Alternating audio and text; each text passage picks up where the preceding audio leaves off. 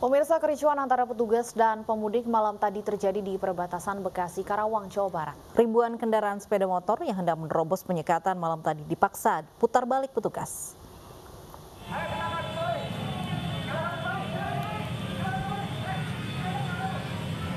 Personil kepolisian terpaksa bertindak tegas ke sejumlah pengendara motor yang hendak menerobos penyekatan yang berada di Jalan Raya Kedung Waringin, perbatasan Bekasi, Karawang. Polisi terpaksa bertindak tegas karena pemudik berupaya menerobos penjagaan. Kejar-kejaran sempat terjadi antara petugas dengan pemudik saat diputarbalikan. Bahkan sejumlah pemudik menggunakan motor sempat terlibat bentrok dengan petugas. Tidak hanya pemudik yang menggunakan sepeda motor, kendaraan roda 4 yang nekat mudik dipaksa putar balik.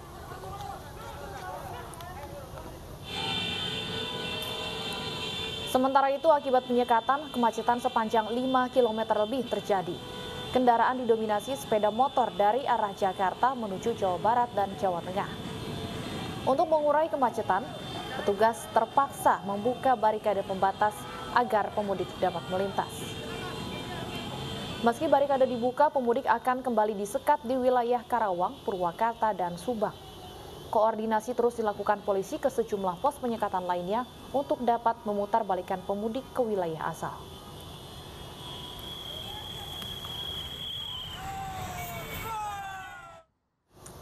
Sementara itu, pemirsa, di pintu masuk Kabupaten Karawang, Jawa Barat malam tadi terjadi kemacetan panjang. Petugas menutup total jalan guna menghalangi ribuan pemudik motor. Ribuan pemudik motor ditahan petugas gabungan malam tadi di pos checkpoint Tanjung Pura, Karawang, Jawa Barat. Gelombang pemudik dari arah Bekasi dan Jakarta dihalau dan diminta untuk putar balik akibat larangan mudik. Kemacetan panjang pun tak terhindarkan karena pemudik yang berbalik arah menguasai 2 lajur jalan. Meski larangan mudik diberlakukan pemerintah, namun diprediksi gelombang pemudik masih akan terus terjadi.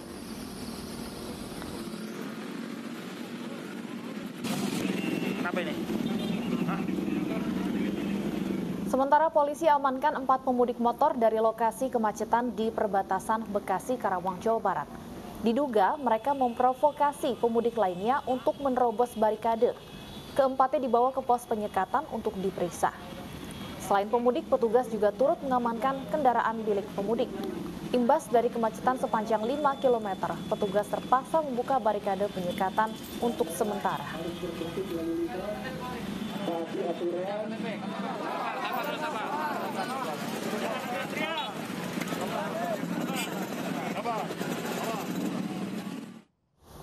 Lalu bagaimana pantauan terkini di 3 titik penyekatan mudik? Segera kita bergabung dengan Revika Sibarani di Cikarang Barat, Bekasi, Jawa Barat, Vito Erlangga di Tol Cikupa, Tangerang, Banten, dan Bayu Pradana di Kalimalang, Bekasi, Jawa Barat. Kita ke Revika Sibarani terlebih dahulu.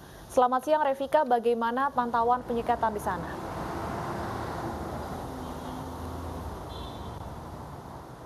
Stefani, Lovi, dan pemirsa, dapat kami informasikan memasuki hari kelima penyekatan larangan mudik di Jalan Tol Jakarta Cikampek, tepatnya di kilometer 31 Cikarang Barat, terhitung sejak malam tadi, tepatnya pada pukul 12 malam hingga siang hari ini setidaknya sudah ada lebih dari 900 kendaraan yang diputarbalikan oleh pihak kepolisian lantaran tidak mengantongi surat izin keluar masuk atau SIKM. Sehingga sampai saat ini, siang ini bisa dilihat di belakang saya, ini pihak kepolisian bersama dengan personil gabungan dari TNI, Dishub dan juga Satpol PP terus berjaga di tempat ini untuk memeriksa satu persatu pengendara terkait berkas-berkas yang dibutuhkan seperti SIKM ataupun surat izin atau surat keterangan bebas COVID maksud kami. Sehingga tadi juga sempat terjadi adanya antrian panjang kurang lebih 1 km lebih lantaran satu persatu kendaraan ini harus diperiksa oleh personil gabungan. Dan hingga saat ini memang pihak kepolisian mengatakan untuk para pelanggar ini masih didominasi oleh kendaraan pribadi. Namun pihak kepolisian mengatakan beberapa hari terakhir masih mendapati adanya bus ataupun travel yang masih nekat membawa penumpang namun tidak memiliki stiker untuk persyaratan perjalanan pada kendaraannya. Oleh karenanya para pengemudi ini diarahkan untuk membawa kembali penumpangnya ke daerah asal dan juga terpaksa pengendara ini harus mendapatkan sanksi tilang, di mana para pelanggar ini nantinya diarahkan untuk keluar menuju ke gerbang tol Cikarang Barat 3 dan kembali ke daerah asal. Dapat kami informasikan pemirsa bahwa 3 hari menuju Hari Raya Idul Fitri, memang pihak kepolisian mengatakan tren pelanggar atau masyarakat yang berindikasi untuk mudik ini masih cukup terlihat dan kian meningkat begitu di Jalan Tol Jakarta Cikampek. Oleh karenanya, ini pihak kepolisian terus mengimbau agar masyarakat tetap berdiam diri di rumah jelang Hari Raya Lebaran nanti. Dan untuk mengetahui situasi penyekatan di Cikupa, Tangerang, Banten, saat ini sudah ada rekan saya Vito Erlangga di sana. Silakan Vito untuk laporannya. Ya baik, terima kasih Revika dan pemirsa, dapat kami laporkan untuk pantauan situasi terkini di gerbang tol Cikupa 3 hari jelang Hari Raya Idul Fitri 1442 Hijriah. Arus lalu lintas di kawasan Jalan Tol Jakarta Merak saat ini terpantau lancar. Dan jika di saat ini sejumlah petugas masih terus melakukan penyekatan kendaraan, dan berdasarkan data terakhir yang kami terima dari petugas kepolisian sejak Minggu malam hingga Senin pagi tercatat 128 kendaraan terpaksa harus diarahkan putar balik menuju ke wilayah DKI Jakarta. Dan dari data ini mayoritas kendaraan yang diputar balik adalah kendaraan pribadi dan beberapa kendaraan merupakan kendaraan pengangkut penumpang serta beberapa kendaraan logistik. Memang sehingga saat ini petugas kepolisian masih terus melakukan penyekatan khususnya bagi kendaraan dengan plat-plat yang berasal dari luar daerah. Tidak hanya melakukan pemeriksaan terhadap isi dari kendaraan atau barang bawaan, petugas kepolisian juga menanyakan terkait dengan SIKM, kepemilikan SIKM, serta beberapa syarat dokumen perjalanan lainnya bagi warga yang memang ingin melakukan perjalanan non-mudik atau perjalanan dinas. Kemudian selain itu juga petugas di gerbang tol Cikupa juga mengantisipasi adanya potensi kendaraan logistik yang digunakan untuk mengangkut penumpang pemudik yang mengarah menuju ke wilayah Banten. Kemudian untuk mengetahui kondisi terkini penyekatan di wilayah Kalimalang sudah ada rekan kami Bayu Pradana di sana. Bayu, silakan dengan laporan Anda.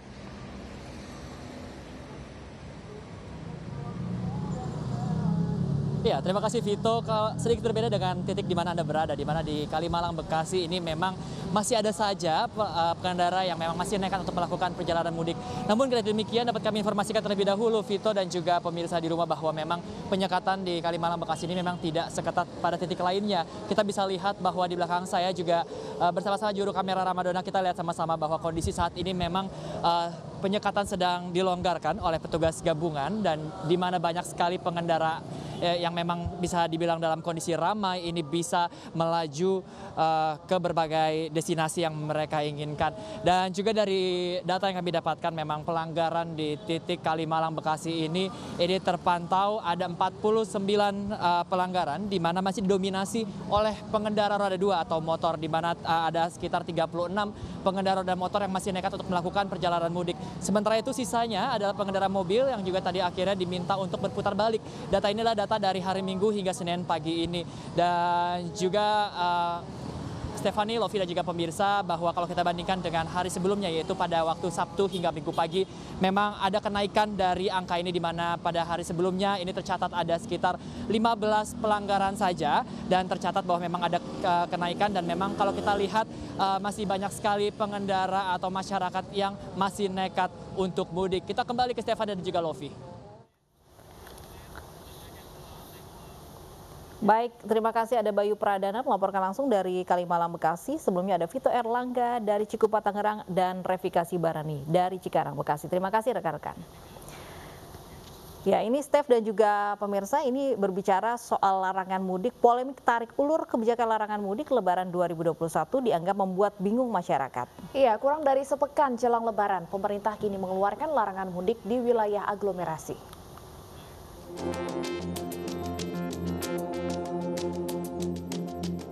Tarik ulur kebijakan larangan mudik Lebaran 2021 kerap terjadi selama 1 bulan terakhir. Masyarakat pun bingung dengan ada dan tiadanya peraturan larangan mudik. Jika kita tarik mundur, pada awal April lalu pemerintah melalui Kementerian Perhubungan menerbitkan Peraturan Menteri Nomor 13 Tahun 2021 tentang aturan pengendalian transportasi larangan mudik selama Idul Fitri 1442 Hijriah. Peraturan berlaku mulai 6 hingga 17 Mei 2021 dan mengatur perjalanan semua moda transportasi dan kendaraan pribadi. Jalur penyekatan pun disiapkan di 333 titik. Nah, oleh karenanya saya menugaskan Pak Dirjen Darat dan dirjen-dirjen yang lain untuk koordinasi dengan Kakor Lantas dan gugus tugas. Insya Allah apa yang dilakukan itu tetap tegas tetapi humanis. Namun pada pertengahan April, pemerintah memperbolehkan mudik lokal. Masyarakat tetap bisa bepergian di sejumlah wilayah aglomerasi. Sesuai Permen Hub Nomor 13 Tahun 2021, wilayah aglomerasi diantaranya Jabodetabek, Bandung Raya, Jawa Tengah, dan Jogja Raya. Terbitnya peraturan larangan mudik sepekan sebelum dan sesudah Lebaran justru menjadikan warga mudik lebih awal. Lonjakan jumlah penumpang terjadi di berbagai moda transportasi. Masih di bulan yang sama, akhir April, pemerintah kembali mengeluarkan peraturan tambahan atau Adendum. Pengetatan persyaratan mudik sebelum Idul Fitri yakni 22 April hingga 5 Mei 2021, sementara larangan mudik berlaku pada 6 Mei hingga 17 Mei 2021.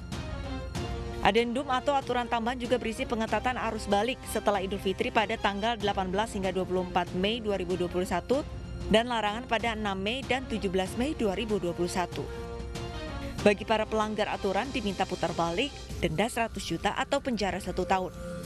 Pemerintah memperpanjang larangan mudik dari tanggal 22 April hingga 24 Mei 2021.